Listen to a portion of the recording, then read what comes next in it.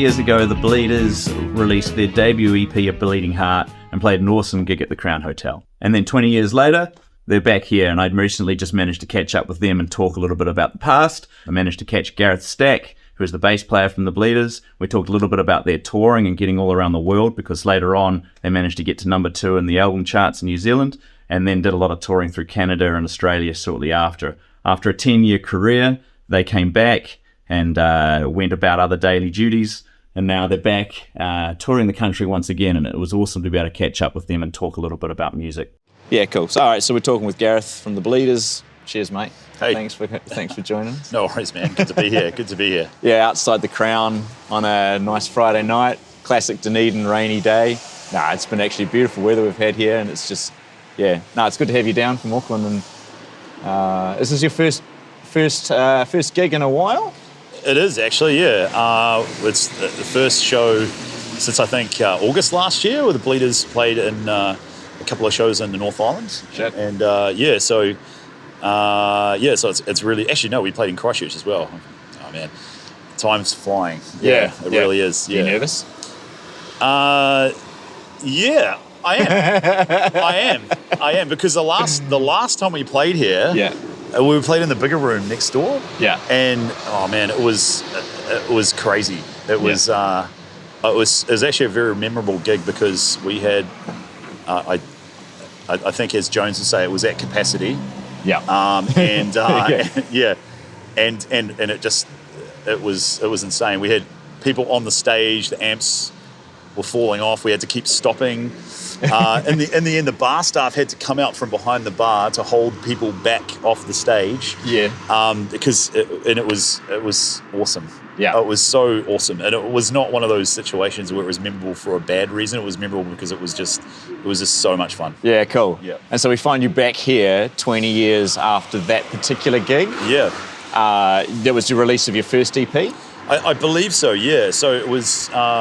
It was almost 20 years. Yeah. So yeah, it certainly feels like 20 years. Not as sprightly as we once used to be. Yeah, right. Yeah. So I guess let's going back to that kind of time when you were first down here. What was you guys were sort of hitting your stride and really getting a lot of mileage. Is that kind of where the Bleeders were at that point, or was there still a lot to be unseen? Or yeah, I think like our motivation has always been playing live. Like having things recorded is great. We've just always been a live band. Like that's what brings us joy. We have a lot of fun when we play, and really just wanted to take our music to as many people and as far away as we possibly can, and we've been very, very lucky to be able to have that opportunity. So yeah, that's great. Yeah. Oh, cool. And so after, that gig, we had a sellout crowd here, and it looks like you've got a sellout crowd tonight. Yep. 20 years later, you guys have been through the entire spectrum of that's kind of music career where you've done a bit of touring in the past, and you've been to other countries and things like that as well. Yeah, we've played in Canada, and we've been into America and England, and Australia, all through Australia as well, multiple times with a lot of supporting tours and also our own tours, and we did that probably full time for about 7 years. Wow. Yeah, so kind of in the from like 2002 to about 2009, right, around that kind of time. Yeah. And relocated to Toronto, Canada for a year as well in that time as well, like towards the end of things, and that was kind of when the recession happened, and then we kind of the record label started downsizing, and that kind of then we I guess had to kind of make a decision there what we wanted to do. So you knew it was happening as it was happening. If there was a downward turn, and there's a lot to consider, and big decisions had to be made. Yeah, there were, and I think like we all kind of, I guess, started getting to that age as well. We were like, okay, well, we've given this a pretty good crack, and we've done some rad stuff. I mean, absolutely. Played with a lot of our heroes and toured a lot, and we could probably write a book with the stories of some of the things we've been able to do in that time. Yeah. And really been so lucky with I guess, the support that was shown to us right from an early kind of age when we first started. Like there was a venue in Auckland called the King's Arms, which is, I guess it's another venue like this, which is super iconic, you know, and venues like that. Something to do with the royalty, with the king and crown and the crown. I don't know. Yeah, the parallels there. Reptilians. I don't know. It's so like that gave us a pretty good kind of foothold and almost like a bit of an incubator for the punk and hardcore scene to really take off and. So you guys got started, so this is your first gig here 20 years ago, but you would have started earlier before that in Auckland. Yes. Like, so what was Auckland like back then in terms of getting started as a band, and especially, I guess, in the punk area? Just want to repeat Look at that, he's on camera, shall I film you? Oh, man. Yeah, that was good. It's not the best burnout I've ever seen. No, to be honest, it's too wet, man. Yeah, man. For us. Yeah, for sure. Just ask that question again if you can remember it, Brent. So what we're talking about? First gig here, and then we hit your first gig here, but you obviously made a start in Auckland beforehand. So I guess my question is, what was it like being a band starting off in Auckland? And do you think it was easier then, or is it harder then, or what was the challenges?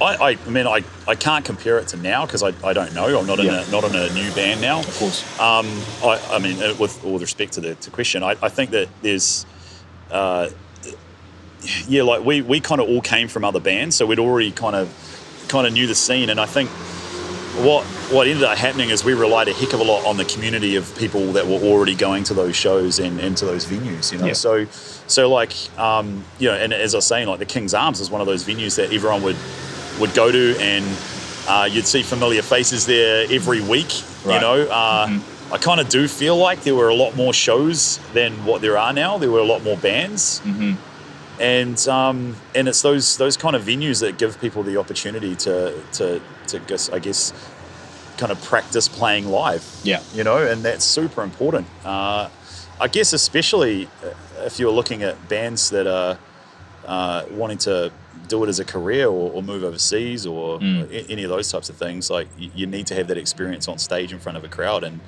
so you know, these places are integral to the success of I guess the community and just the culture of a city or in a country, man, you know. Yeah.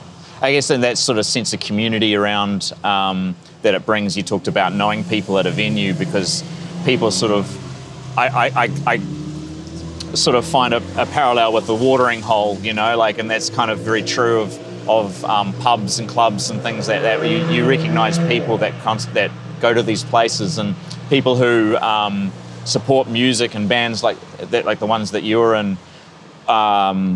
It really does sort of draw people together and makes quite a close-knit community. I guess my question is, are there real challenges facing music in Auckland at the moment? And do you think that, and I understand that your understanding of the intricacies of the music scene aren't what they used to be, but what's your opinion on the whole situation at the moment?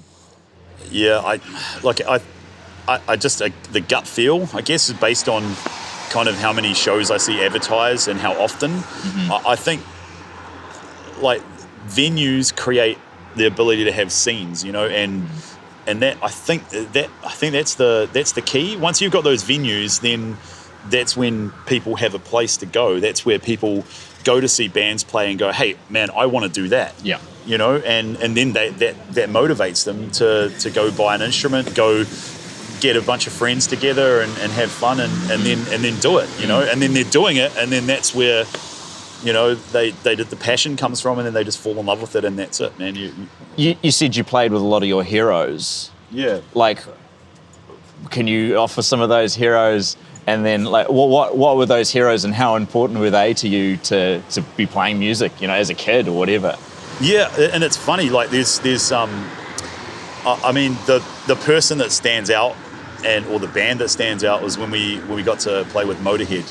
Right. And Lemmy. Yeah, and amazing. I was lucky enough to be Lemmy was side of stage when we were doing sound check. This is at the the St. James in Auckland, Yeah. and I think it was on their 30th anniversary tour. Amazing. And Lemmy came up after we played, and he's like, "You guys are good.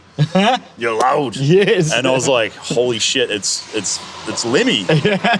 You know. And then he's like, "What's your name?"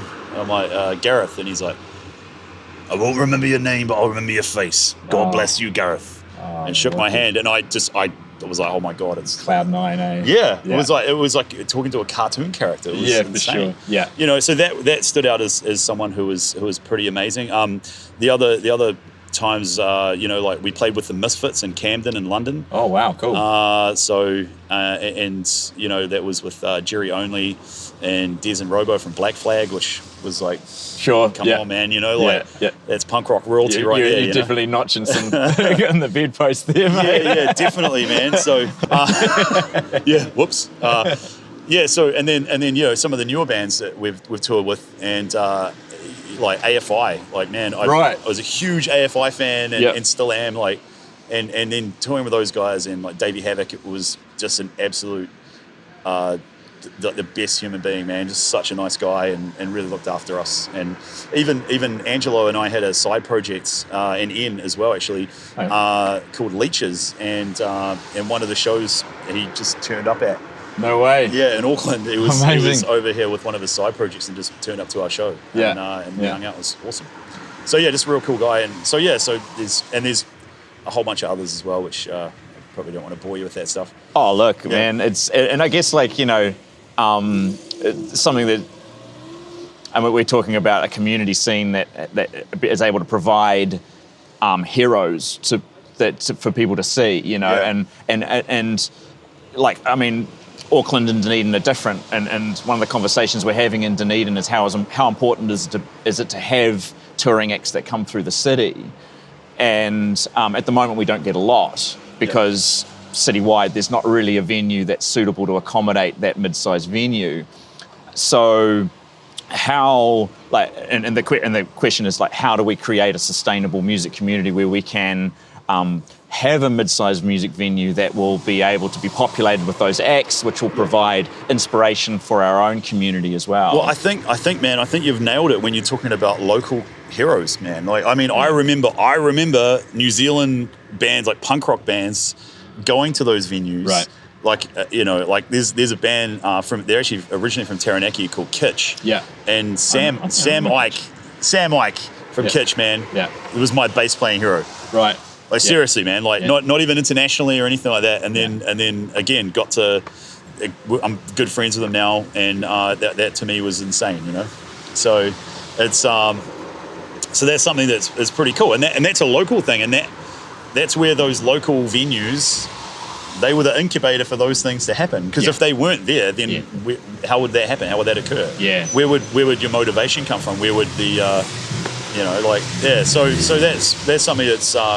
I think it's funny you say that, because like, I think we can interview so many musicians, and I think all of them have that one little moment, that one gig they went to, and they went, I want to be that guy. Absolutely. You know, I have one myself. Like, I was sitting in Out Cafe, which is just around the corner, and I saw the managers play, and I was like, they were ska, and it was fun, it was dancing, and everyone's having a great time. I'm like, one day I just want to play in a band that will support those guys. And then I didn't realize that, like, you know, a year or two later, I was doing just that, and it was like absolutely a motivator and dream come true. And how did that make you feel, man? Incredible. Thing, man. And I felt like absolute cloud nine of just, you know, I'd reached the epitome of music, and I still remember that time fondly, and it's basically set me up for a passion for music and performing that I wouldn't have had otherwise. Yeah, so true, eh? Yeah, I agree, man. I agree with you 100%. Yeah, cool. Yeah, so it's funny you say that, like, because our guitar tech Gavin used to play in the Managers. Oh right. Yeah. So I know I've met Gavin. Well. Yeah, and he was another guy at a small venue in Auckland, which is, again, another one no longer there. Yeah. Papa Jack's, or it used to be the Voodoo Lounge. Yeah. And I used to play in a punk ska band there, and really? And that's how I met Gavin. And then again, it's still, you know, still those small networks. Yeah. That's how powerful the scene is, and how these venues are so important. I mean, we talk about, like, a lot of these sorts of venues and how important they are, but, you know, we see them come and go so regularly, or at least it seems to be more frequently that venues are closing down, and I guess like, do we have a problem, or is this just a natural change of things? Like, are people turning towards different kinds of music? Is there a change there?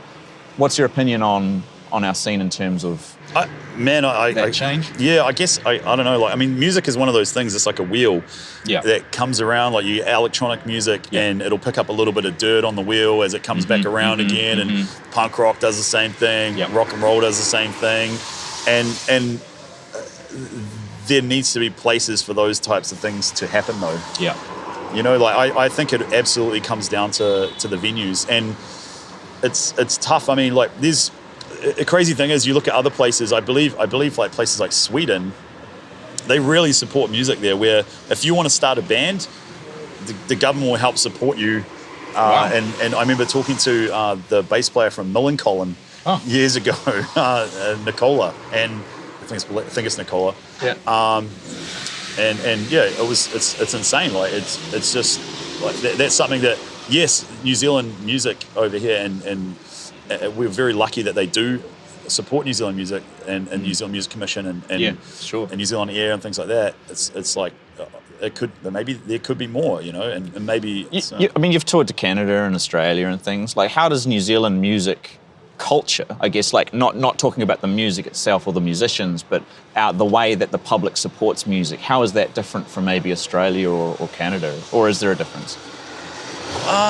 Man, I don't know. I kind of feel like, like, I kind of think it's the same and different at the same time. Like, I think that New Zealand has this weird thing, and I think I don't know whether it was just coming from the punk rock kind of community where, you know, we got called sellouts and stuff like that once we signed up to a major label, which, you know, the reason we did that was to take our music to the world, you know, that was why we did that, and they really helped us with that.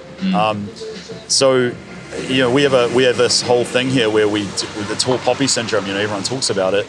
So I think that's detrimental. I think, you know, even if it's music that you're maybe not even into, like, just support the fact that people are making art and people are out there doing it, you know, like, I think that's something that we can probably take a leaf from Australia and Canada and America as well. In that respect, I think New Zealand, for some unknown reason, we have this kind of chip on our shoulder sometimes about this stuff. So I don't know. That's just based on my experience, you know. Yeah. All right. Yeah. Cool. Well, I mean, it's fascinating to hear that a lot of these places, they support directly. You start a band and you get government funding to try and get you off the feet at that time when it's really tricky. I also have to mention that conversation occurred probably 20 years ago, so that may have all changed. It may have all changed, absolutely. But I guess, like, if we're looking back and historically speaking, and if at that time it was working, I mean, there's a lot of different moving parts at play, right? There's you know, the economy and the strength of the community and prioritising different things and politics and whatnot. But I guess if that was a template that worked at that time in that environment, could it be something that works here with a few things? Yeah, man. I think so. I think you could be onto something there, you know? Fascinating stuff. Man, I tell you what, there's one thing, and again, this can go off the record or whatever, I was thinking this is a solution, right? Yeah, go on. I was standing over there with some other guys before, and I'm looking at that vacant lot there going, okay, so that's going to be... So, again, here's what I think the solution is, because they tried with the King's Arms and failed miserably, where the King's Arms ended up putting up these big walls outside to stop the noise going through, right? Yeah. So how about this? If there was some sort of legislation that went into place, if you are creating because again, they do environmental impact reports when they're, you know, building out any kind of development. Yeah. So what about a cultural impact report where if there's a venue next door that is actually, I guess, assisting the growth in a culture or something that's already been existing for a period of time, like a place like, you know, the Crown, then the people that are building the place need to invest in infrastructure in that place in order to make it so it is soundproof or able to be... Yeah, right. That's only... Because, again, man, like, I don't think that... Like, unfortunately, I don't think that stopping progress for housing, that's a tough part. Yeah. Because, you know, there's always going to be a need for housing as population grows and stuff like that. So that's the only thing I can see, because those guys will make shitloads of money on that place, right? So it's probably a pretty small drop in the ocean to be able to, upskill Jones here and getting those types of things in place. So that way, both things can exist. Yeah, exactly. That's all about that coexisting. And I think, having a familiarity of when people are putting a building or a residential area or moving into that area, having an understanding that this is the place they're moving into, and there might be these problems. And like, for someone like me, I lived for 4 years in inner city London, where there was a siren going past my window every 4 minutes. I'm totally fine with that, But there are other people who might not be, and I guess we just need to be finding the right people to populate the right houses. And I guess as developers and people need to be considering that about not just the building that they're putting in what space, but also the people they're putting those people into the buildings into. Yeah, fantastic. Yeah, so it's a great point. It's a conundrum, isn't it? What else? Okay, last thing. Okay, what are you looking forward to in the future for the Bleeders? And are you, first of all, we talked about how you're a little bit out of the games. The first one back in a wee while. Yep. What are you looking forward to? Playing live. That's it. It's just playing with, because our drummer George lives in Melbourne now, so so it does make these things a little bit kind of. They don't happen that often, so they're pretty special when they do. And man, for me personally, I love it when we all get together and spin yarns and kind of talk about some of the things that have happened in the past, and just playing live, it's the best. It's so good, and all that nervous anxiety and all those kind of things before you get up to play. Usually 2 songs in, and you're just like, man, I remember why we do this. It's just so cool. That's great, man. Oh, well, on that note, we'll let you get back and we'll enjoy the night, eh? So, Gareth, thank you so much for chatting with us. Cheers, this has been really, really cool. We hope you really enjoyed that. We certainly had a lot of fun at the gig trying to catch some footage of that. It was really fun. We'd really like to thank the Bleeders for allowing us to come along and shoot that. Plus Nabby, who has sort of pulled it all together. We are doing this series because we want to explore a little bit about what community goes behind a live music venue, and the Crown Hotel is certainly something that's really special to us here in Dunedin. Recently, we've been noticing that our venues have been under threat, and we're finding it very difficult for live music to be played in and around the city in different places. We're quite curious to know if indeed we do have a problem, like if anyone else has a problem that if you are from a relatively small city, how is your music scene? Do you have a strong one? And what are you doing to try and make sure that you have these venues that are sustainable? So if you have any comments or things that you want to actually contribute, and maybe some of the conversation that I'd had with Gareth today actually spurred some things on that you have to say, please voice your comments down below or wherever you're seeing this. It'd be great to get your feedback, and we'll certainly take that on board and try to gather all ideas into one place so that we can try to make some serious change. Do the like and subscribe thing wherever you're doing, wherever you're seeing this. It really does help, and we'd love it if you showed your friends and had this discussion with them so that we can add it all together in one place. But we hope you enjoyed. Thanks a lot. Catch you next time.